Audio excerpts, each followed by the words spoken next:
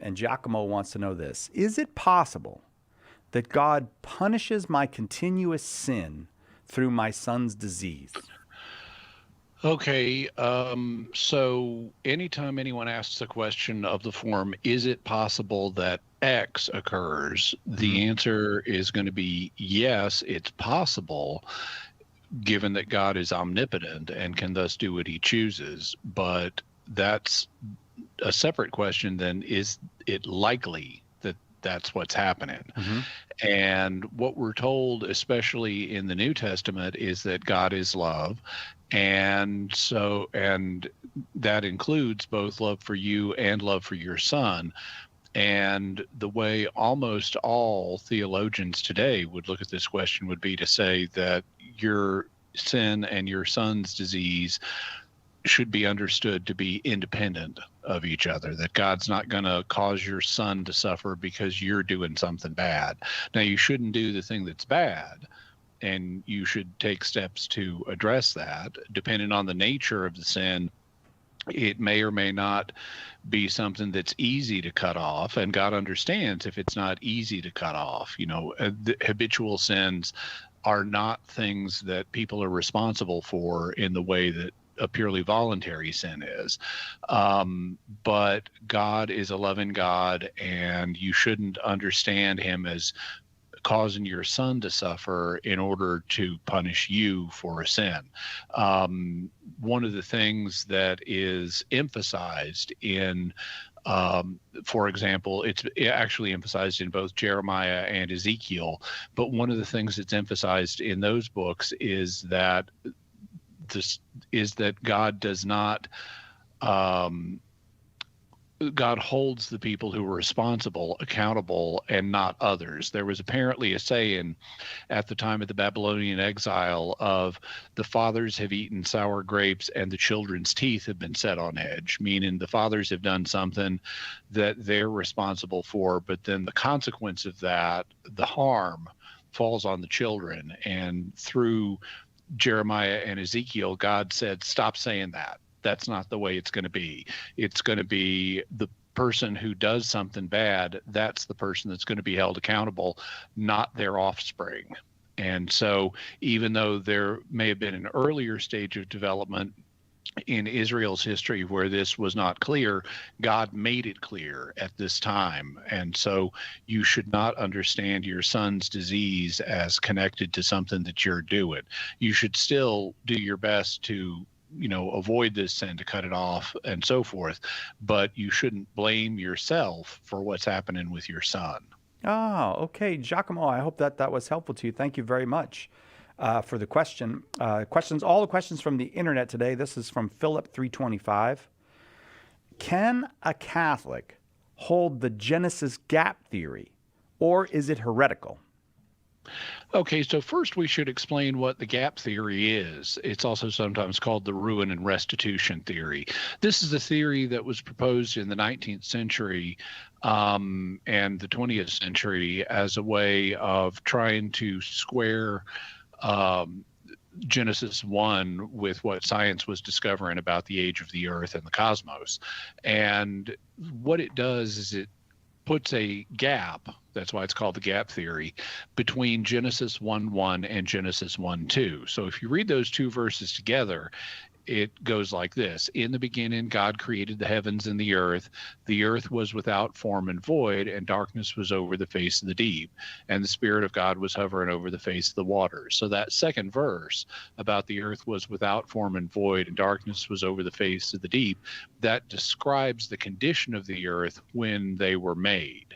So in the beginning, God created them, and this is what they were like. And then over the rest of Genesis 1, he solves the problems of them being formless and empty by first giving the different areas of creation form. He separates day from night, He separates sky from sea, and he separates the seas so that dry land appears.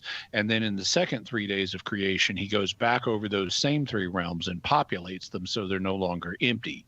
So on day 4, he goes back to the day and the night and populates those with the sun, moon, and stars.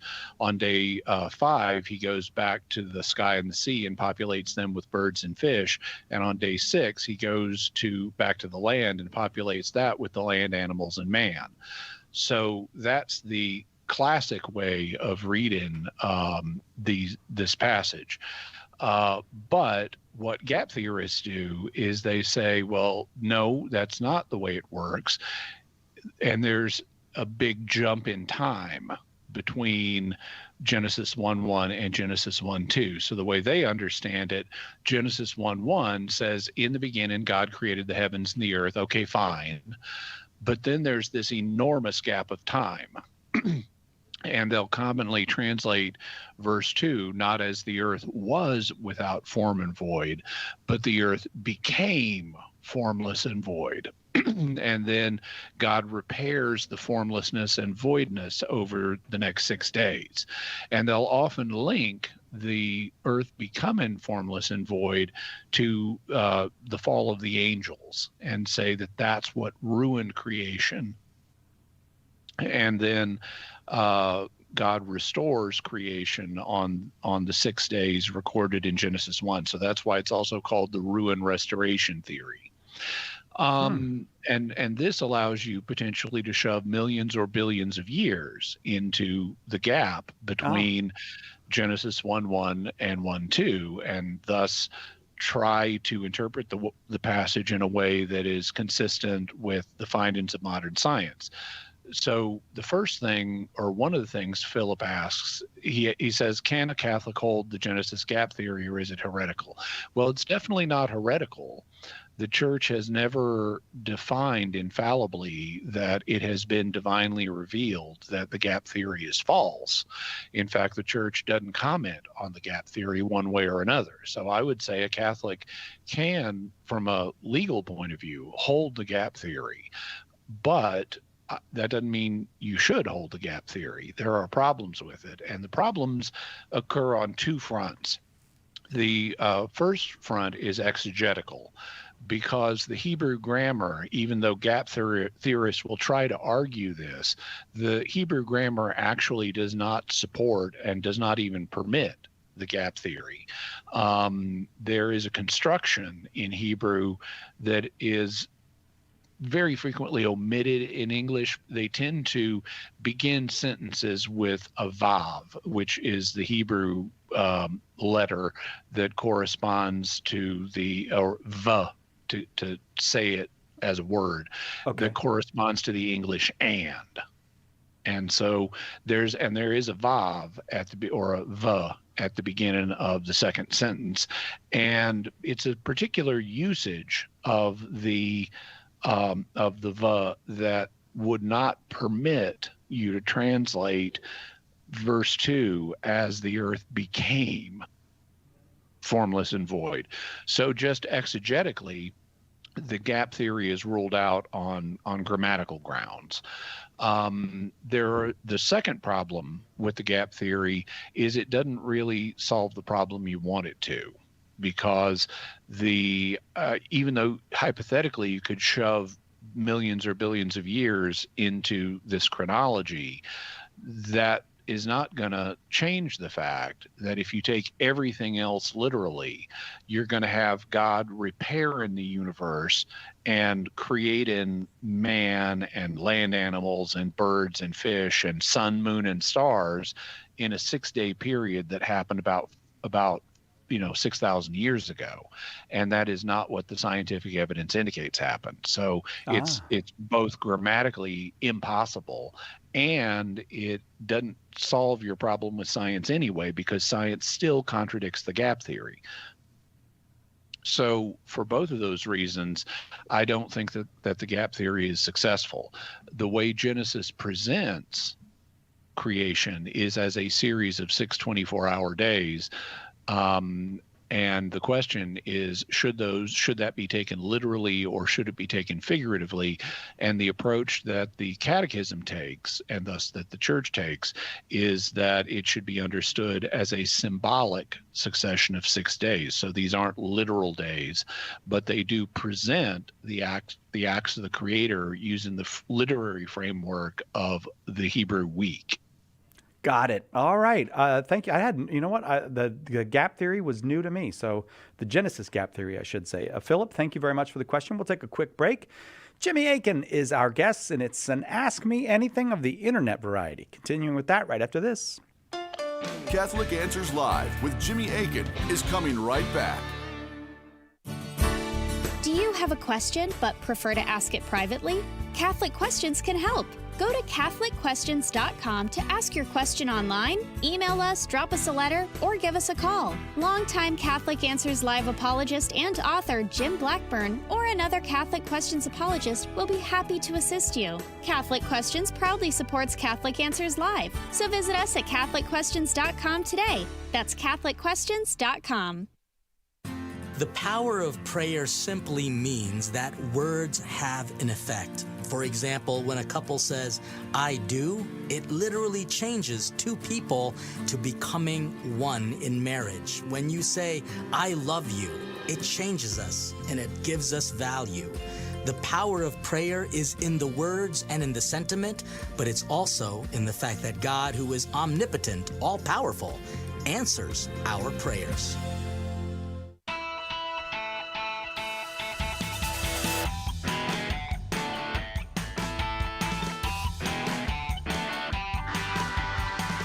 Welcome back to Catholic Answers Live. It's Ask Me Anything this hour with Jimmy Akin. And all the questions are in because it's an internet Ask Me Anything. And the next one comes from Divine Mercy Catechesis. Probably not the person's baptismal name, but Divine Mercy Catechesis wants to know this. How can the Church evangelize those with disabilities? What are good resources that can help me get started? Well, the Church can evangelize those with disabilities the same way the Church evangelizes everybody, by preaching the gospel. Now, depending on the disability in question, that may have to take different forms. You know, if you're trying to evangelize a deaf person, you can't use spoken language to do that, at least not presently. Although, in the future, we'll have better speech to text technology. So someone could be talking in spoken language and it could be translating it into text or sign or something like that to make it easier for a deaf person to perceive. We're not quite there yet with that technology. If someone is blind, obviously you're not going to be able to use standard printed materials as part of evangelization, though there are things like Braille and there are finger scanners that can translate written text into Braille so someone can use a written text and read it. So these are technological possibilities, but the principal effort of evangelization doesn't fall on the church per se, because the church is an abstract entity. It falls on individual members of the church, and it falls principally on bishops and priests, and they do need to evangelize, but they have a lot of other duties too besides just evangelization.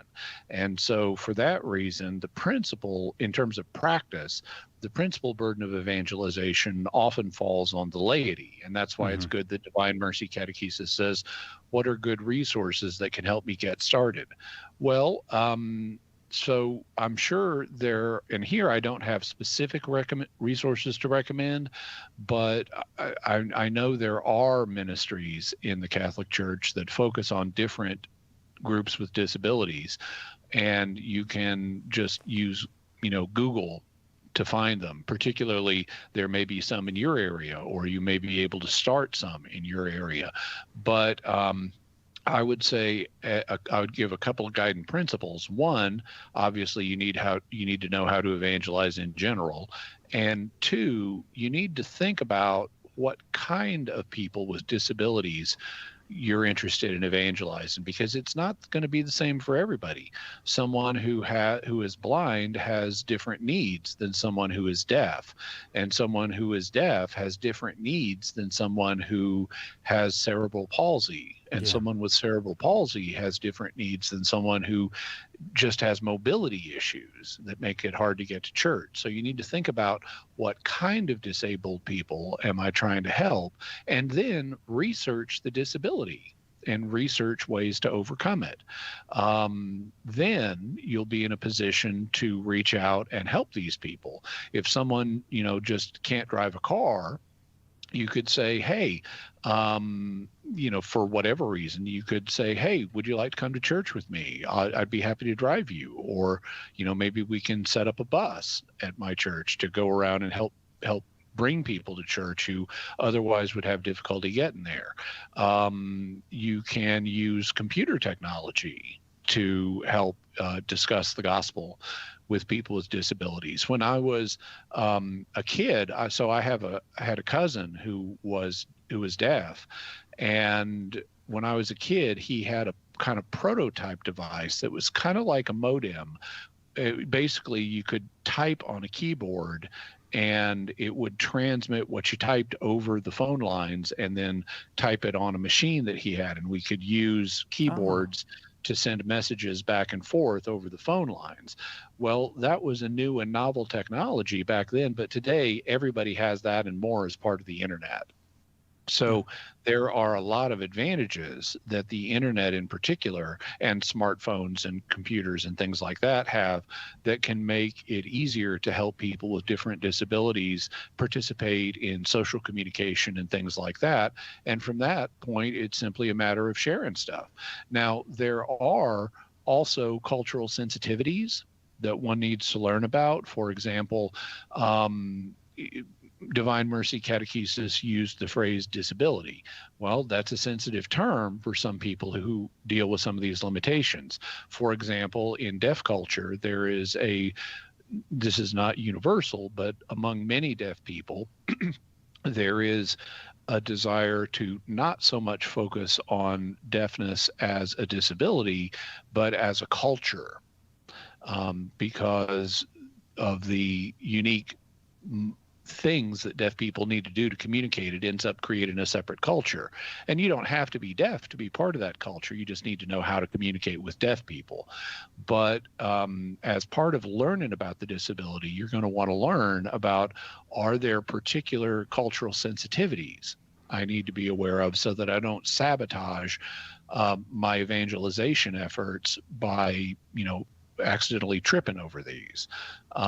So I would say the first step is identify the kind of people you want to help, and then research the disability in question, including how to overcome difficulties and how to avoid creating problems, and then just use the tools that are available to do this. And many of these will have already been explored by different groups.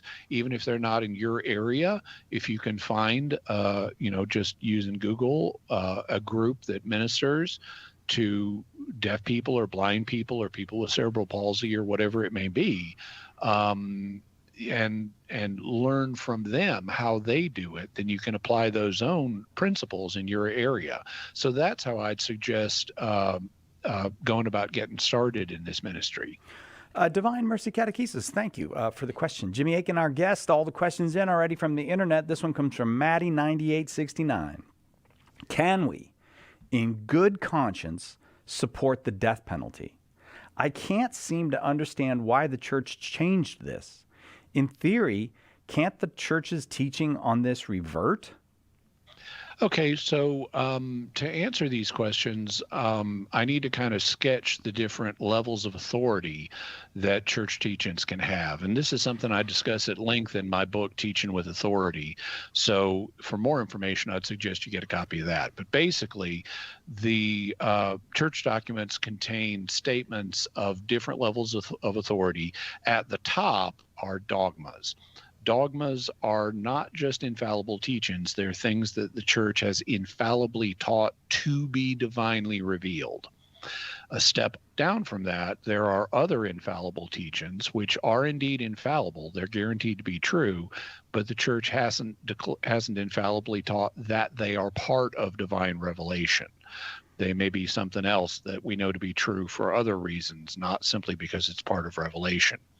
Below that, we have other doctrines, and these can have a variety of levels of authority, from extremely strong to very tentative. And then below doctrines, there are things that are said in passing that are sort of matters of opinion or applications of doctrine, but they're not properly doctrine themselves. So that's kind of the spectrum of different levels of authority. So where does the church's current position on the death penalty go in that spectrum? Well, what the current edition of the Catechism says is that the death penalty is inadmissible. And it then appeals to some doctrinal considerations for that have to do with human dignity and so forth.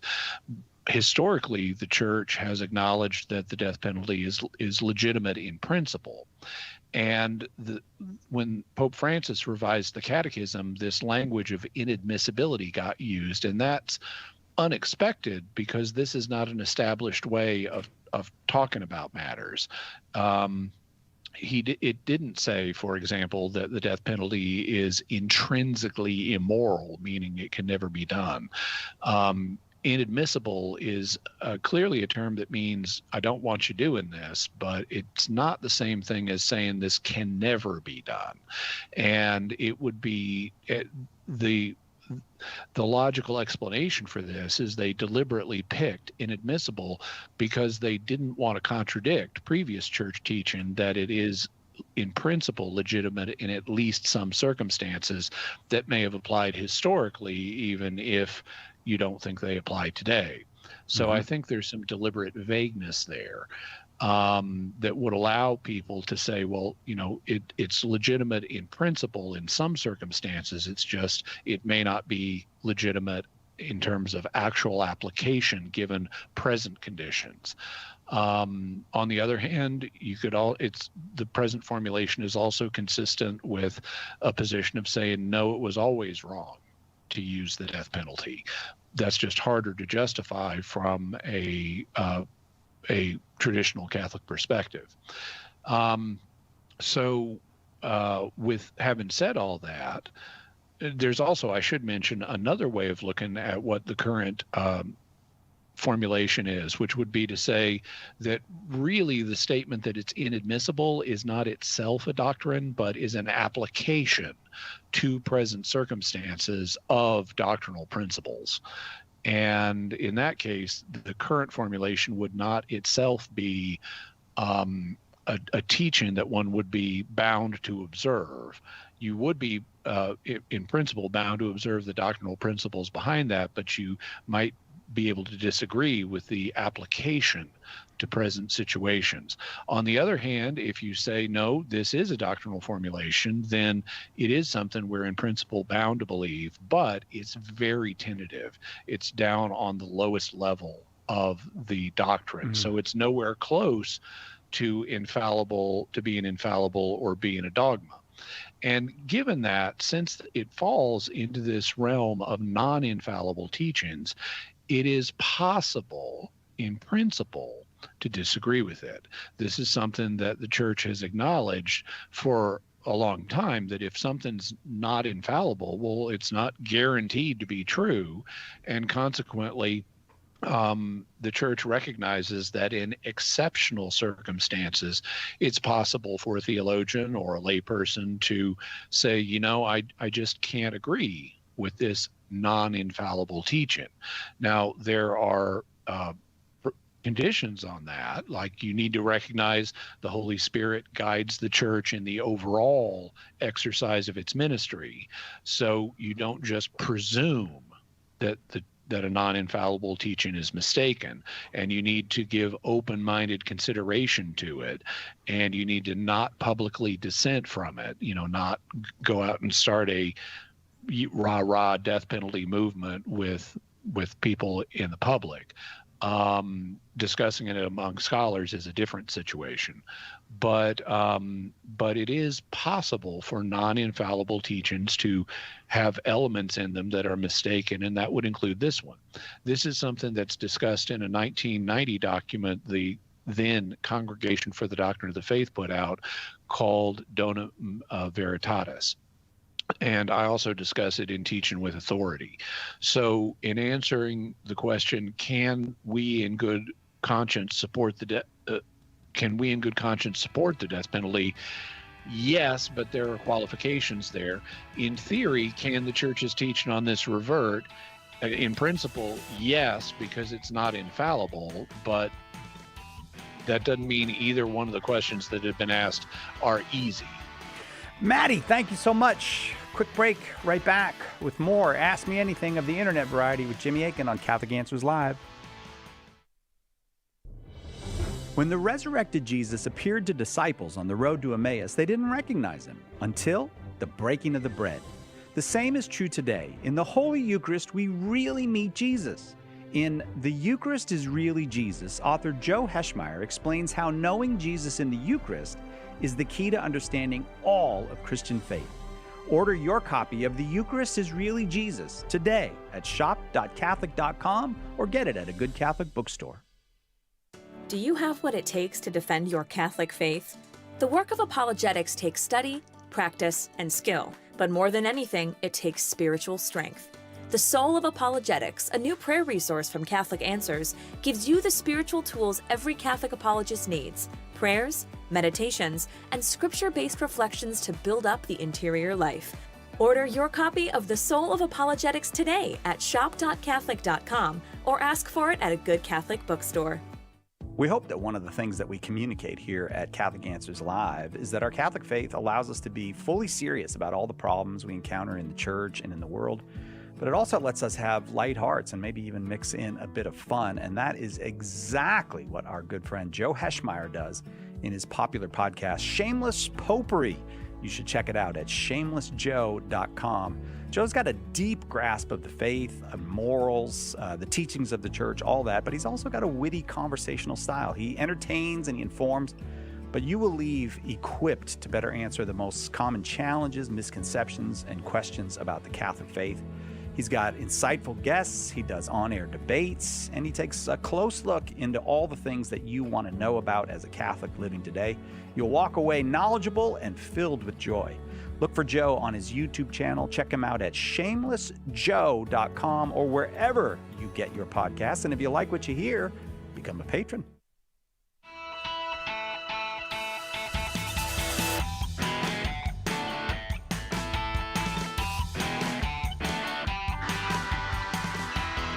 Welcome back. Jimmy Akin, our guest. Lots of questions from the internet this hour. Next one comes from S. Young 165. S. Young wants to know this. Is there a miraculous quality to St. Paul recovering from the stoning at Lystra or from all the other beatings he suffered? It seems any number of the rods, stonings, etc. could have disabled him and made his long-distance travels impossible. Well, I think this is a matter people can have different opinions on. Now, partly it's going to depend on how you understand a miracle. Sometimes people would say a miracle is anything that God does in the world. And if that's how you define miracle, then I think St. Paul would say, oh, yeah, there are miracles associated with how God got me through these different trials and physical stresses and things like that. And he continues to guide my ministry and make my travel possible. I couldn't do it without God. But that's not how most folks use the term miracle. Normally, when they use the term miracle, they use it to refer to something. The original word, it comes from miraculum, which means something to wonder at. It's something that causes amazement. And certainly Paul's ability to persevere despite the trials he faced is something that is very amazing, but most of the time when people use the term miracle, they use it to refer to something where God intervenes in the world in a way that is so extraordinary, it makes it clear that it's God doing it, such as by separating, the waters, the Red Sea or something, at a particular moment when they need to be separated. That's, even though there are wind phenomena, it's called a wind set down. And even though Exodus says God sent a wind that blew back the waters, the suggestion he used a wind set down to part the Red Sea. The fact it happened at this precise moment when the Israelites needed it, so it makes it clearer that this is God intervening in history. So the question would then become, can we show, not just from a faith perspective, that God was guiding Paul and helping Paul and stuff like that, but could we show to a skeptic that what happened with Paul is so extraordinary that the most logical explanation is that God intervened in the world from outside of history? And here I would say not without more data. We have some descriptions of the things that happened to St. Paul, principally in 2 Corinthians. He gives a list of them, and there's additionally some information in the book of Acts that deal with them. And they do indicate things like he was stoned, or he was beaten with rods. He received the 39 lashes, or the 40 lashes minus one that Jewish law permitted, and things like that. But people can survive those without God miraculously intervening. And so I think a skeptic would say, I don't see compelling evidence for a miracle or a group of miracles here. Now, if we had videotape and medical evaluations of Paul, we might find, that something beyond what the normal course of nature would allow did happen. But we don't have videotape, and we don't have medical evaluations of St. Paul after these different events. So I would say there's enough ambiguity that we don't have the data. We would need to show something beyond the normal course of nature here. And, you could have someone else who wasn't St. Paul, who was just a very determined person, that might go through all the same experiences and still survive and still be able to travel. All right. Yeah. All right. Thank you very much. That was S. Young that asked that question. Thank you, S. Young. Next question comes from Pilgrim of the Tiber. Pilgrim wants to know, how does setting a prayer intention before praying a rosary differ from just praying for that intention directly without praying the rosary? Does it have something to do with the merit involved with praying a rosary? Thank you. Okay, well, the difference between setting a prayer intention and praying about that, and setting an intention and praying the rosary about it, is that in the latter case, you're praying a rosary. That's what the difference is.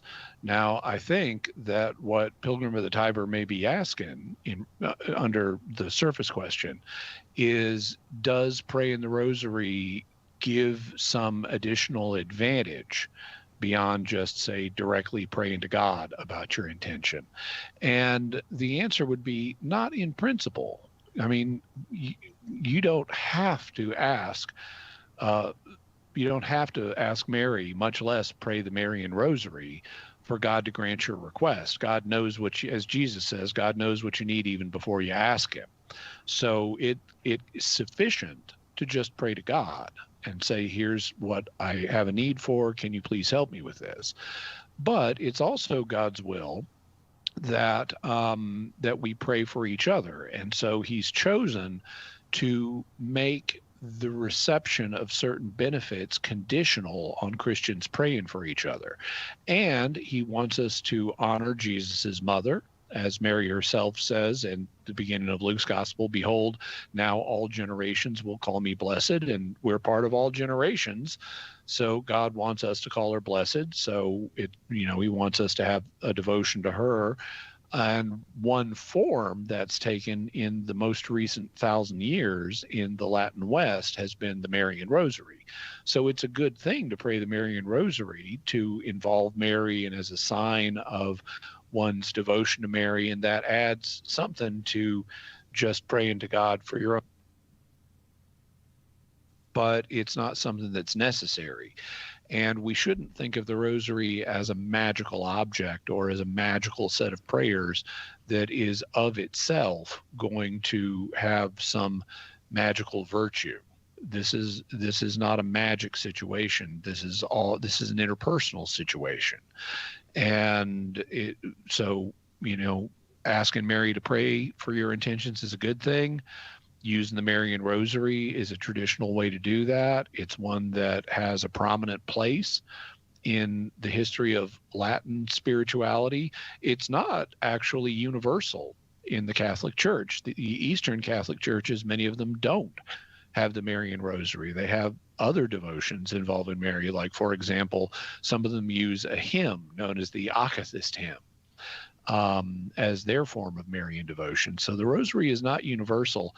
And sometimes, because it is so common here in the Latin Church, people tend to assume that, oh, this is just an essential element of Catholicism, when actually it's not. It's not even used by all Catholics. Other Catholics have other forms of devotion. This is a prominent form of devotion, and it's a good one to use, but we shouldn't think of it as if it's magic, or if you say the Rosary, it's going to compel Mary or compel God to answer your intention in a particular way. Pilgrim, thank you very much. Appreciate the question. Up next, let me see that. Koalam 888. Koalam 888 asks this: why can't Catholicism be just another denomination among the denominations?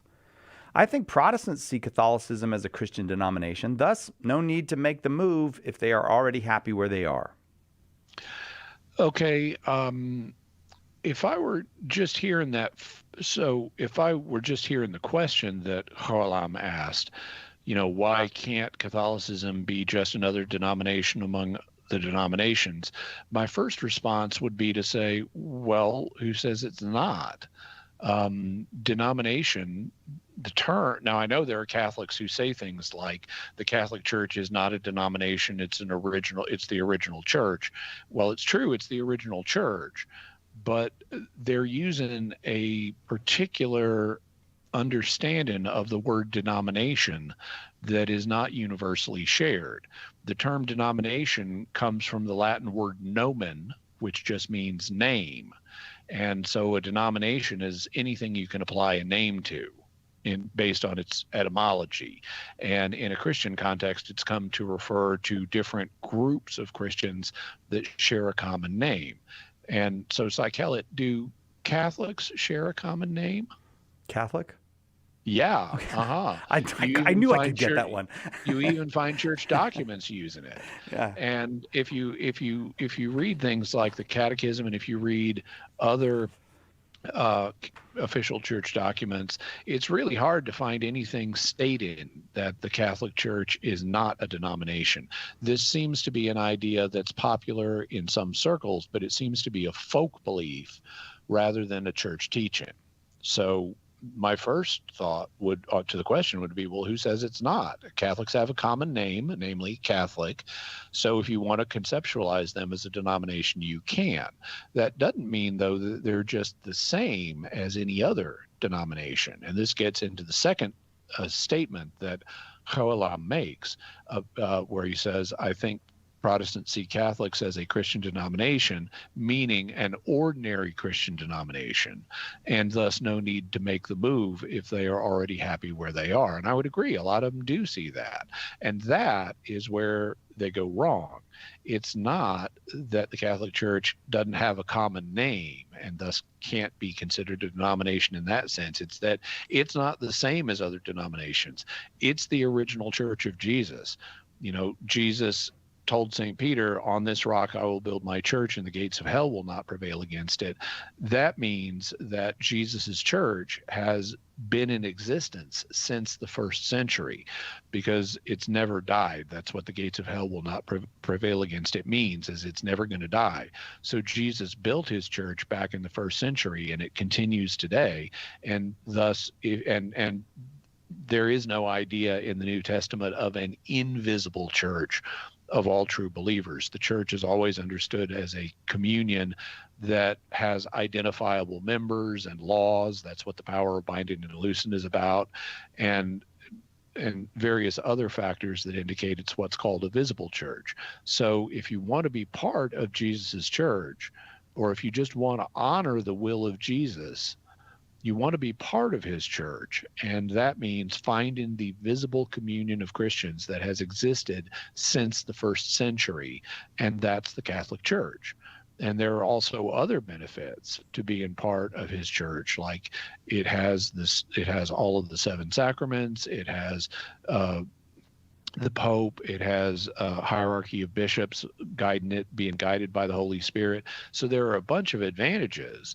And thus I would say, even if you want to conceptualize the Catholic Church as a denomination, it's not just an ordinary denomination. And if you want to honor the will of Jesus, who created the church for your benefit, then you need to join his actual church, which is the Catholic Church. Koalam, thank you very much for the question. Got to take a quick break. Right back with more Ask Me Anything with Jimmy Akin on Catholic Answers Live. Hang on. Catholic Answers Live will return in a moment. Underwriting for Catholic Answers Live is provided by Real Estate for Life. Real Estate for Life connects homebuyers and sellers to real estate agents while supporting pro-life organizations. On the web at realestateforlife.org. One of the biggest mistakes a Christian can make is to try to do good without God's help. St. Therese said, when we trust only ourselves and not God, our soul becomes incapable of virtue. Her remedy? Works of charity. And the greatest work of charity is to share the gospel. At St. Paul Street Evangelization, a Catholic nonprofit, we encourage you to share the gospel with someone who doesn't know Jesus. Catholic Answers is supported in part by St. Paul Street Evangelization, streetevangelization.com. The wisdom of Mother Angelica. Isn't it awesome that we today do not recognize his presence in the Eucharist? Is it because we really don't go to him in humbleness of heart and say, Lord, I don't believe, help my unbelief. Lord, I want to see you. I want to recognize you. I cannot live without you. Are we saying that? EWTN. Live truth. Live Catholic.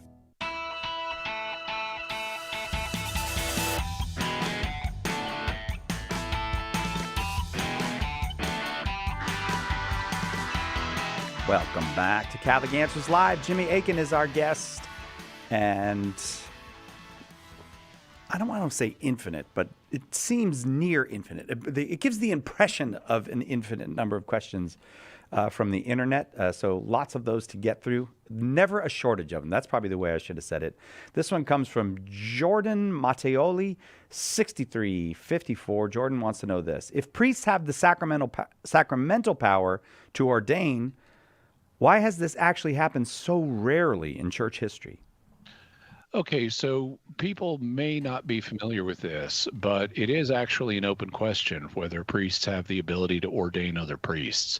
Normally it's a bishop who ordains priests, and that's for reasons I'll get into. But there have been a few situations in history where popes have authorized people who are only priests to ordain other priests. Like if you have an abbot in his abbey and the local bishop is distant or something like that, popes have authorized, like, okay, you, Mr. Abbot, even though you're only a priest, you can ordain new priests in your monastery. And there have been cases where popes have authorized that, but it's not a huge number. And I would say that the reason it happens so rarely is twofold. The first part of the reason is, well, bishops clearly have the fullness of the sacrament of orders, and just even though the situation is analogous to baptism. So even though anybody can baptize an unbaptized person, there's an appropriateness to have a holy person like a priest baptize an unbaptized person. And so even though it's not required, it's still appropriate to have someone who's in holy orders, like a bishop, a priest, or a deacon, do the baptism. And so that's the law that the church has instituted, that apart from exceptional circumstances, it ought to be a bishop, priest, or deacon doing the baptism. Even though it's not required, it's just more appropriate. And the same thing, since bishops are the leaders of the local church, and since priests are going to be responsible to report to the local bishop, it makes sense for the bishop to do the ordination. It's not necessarily required, as the abbot situation I illustrated indicates, but even if it's possible for priests to ordain other priests, it's appropriate that this be done by the bishop, because he's the one they're reporting to, and he's the highest person in the local church, and it just makes sense to have the second highest people in the church in the local church ordained by the highest person in the local church. So there's an appropriateness reason here. There's also, I would say, a second reason, which is it ain't certain that priests have the ability to do this. The Pope has authorized it on occasion, but the church has not taught that priests have the ability to do this. And, doctrinal development has progressed over time, and there hasn't been one of these cases in centuries. So you could argue that the Holy Spirit is leading the church in the direction of saying only bishops can do this. And if that's the case, and I would say today it is an open question about whether priests can do it. And if it's an open question, well, better safe than sorry. We know bishops can do it. We are not certain that priests can do it. And therefore, on the principle of failing safe, let's just have the bishops do it, because we know they can. So it's safer to have the bishops do it than to authorize priests to do it. Jordan, thank you very much for that question. This one comes from Collins 12246. Collins says, why is it mandatory to go to a priest for confession before one can go to Holy Communion? Why isn't going to God directly sufficient for this? If someone sits on his seat because he hasn't gone for confession, everyone would see that he hasn't gone to confession. It would elicit some kind of shame on that person. Okay, so let me address the second part first about if you stay in your seat for communion, does that tell everyone that you have an unconfessed mortal sin? Well, no, it doesn't. There could be any number of reasons that you're not going forward for communion. Among them, you may have eaten or drunk something and broken the Eucharistic fast. And so, there's no sin in that. It just means you're not eligible to go to communion right now. Or there could be some other reason, a matter of personal spirituality it'll foster your devotion to Christ if you have a Eucharistic fast for a time, so you're not going to receive right now. And you don't know what's going on in other people's lives. So we should never assume that someone who remains back and doesn't receive communion is in a state of unconfessed mortal sin. That's just a bad assumption. And therefore, you shouldn't put that burden on yourself of thinking that, everyone's going to assume this about me if I don't go and receive communion. They shouldn't. Now, some of them may, but, that's part of the price of having unconfessed mortal sin is you don't get to go. In terms of the foundational issue of why is it mandatory? Well, Jesus told the disciples in John 20 that whoever sins they are forgiven. Whoever sins you retain, they are retained. So he commissioned his ministers to either forgive or retain sins. And that means, since they don't know whether they need to forgive or retain the sin, they need to, they're not that telepathic. They need to be told about the sin, and they need to be told about whether you're repentant of it or not. So they have a basis to either forgive or retain. So that presupposes that Christians are going to go to them for confession. But, Psychelet, is it practical for Christians to go to confession for every little tiny sin they commit during the course of the day, or what are known as venial sins? Would that be practical? No way. No. So the church has recognized that some sins don't need to be confessed because it simply wouldn't be practical.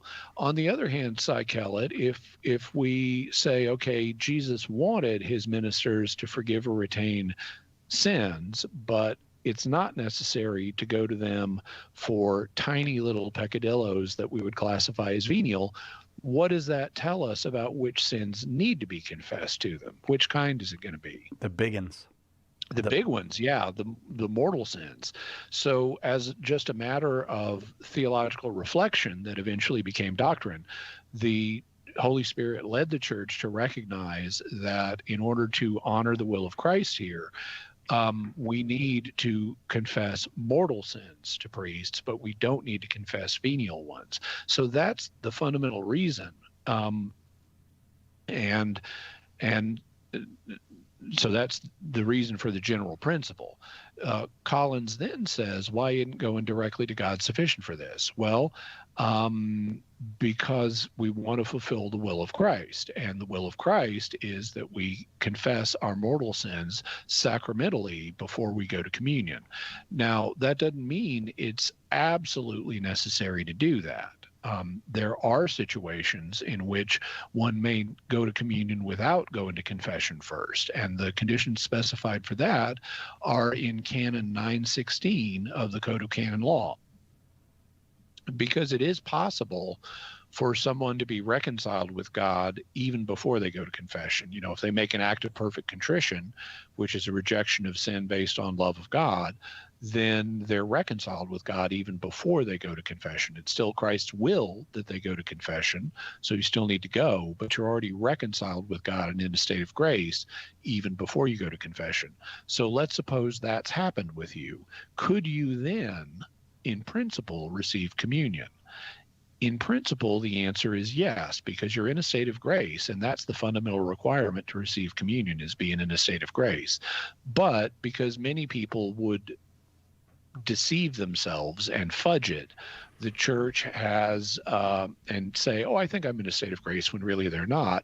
The church has a practical law saying don't go to communion if you have unconfessed mortal sin unless the following conditions are met. So this is Canon 916.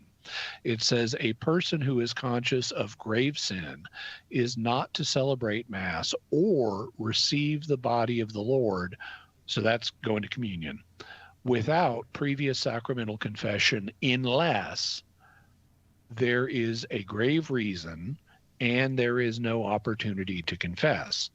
In this case, the person is to remember the obligation to make an act of perfect contrition that includes the resolution of confessing as soon as possible. So those are the two conditions that need to be met in order to receive communion without prior sacramental confession.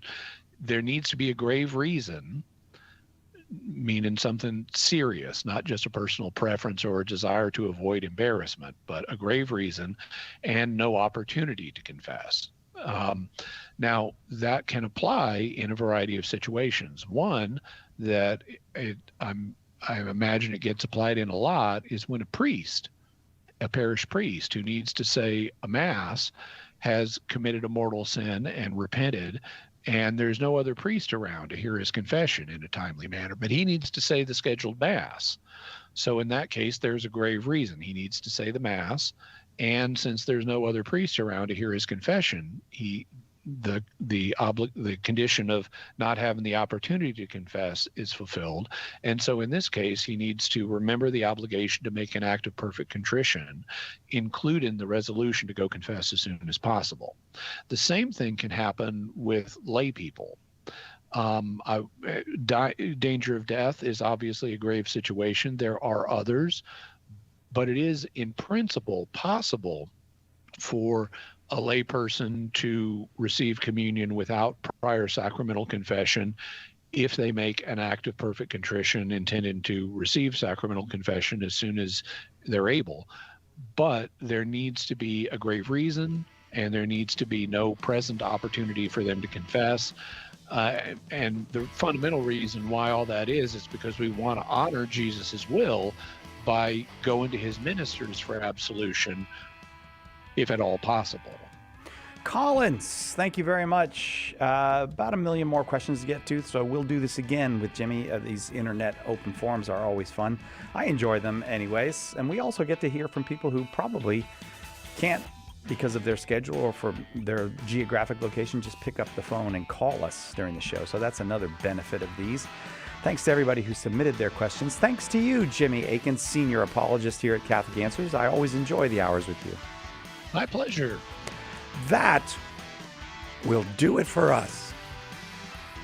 What is going on? All right, we'll see you next time, God willing, right here on Catholic Answers Live.